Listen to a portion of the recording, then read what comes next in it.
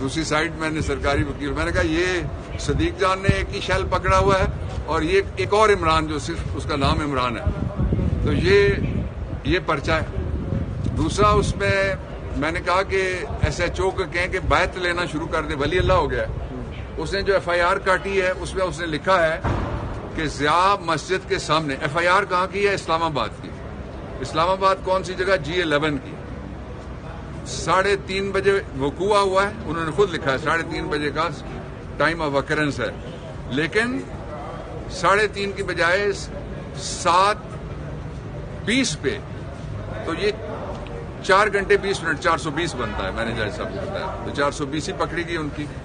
دوسرا جو S H O یہاں ہے وہ کہتا ہے کہ انہوں نے ضیاء مسجد کے سامنے ایک سڑک بند کی، اس میں ایک اشارہ توڑا، اس میں کسی کے پاس لائٹر تھا، تو جج صاحب نے پوچھا کہ یہ لائٹر آگ لگانے والا تھا یا سگریٹ جلانے والا تھا، تو انہوں نے کہا جی آگ لگانے والا۔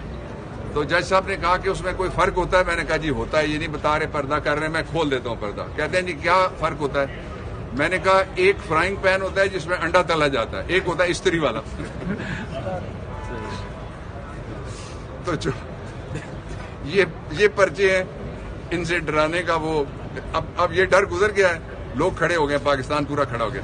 اب وہ یہ کہتے ہیں کہ ہم کوئی پابندی لگائیں گے۔ میں ان کو بتانا چاہتا ہوں، میں کسی کو بے وقوف بھی نہیں کہہ سکتا۔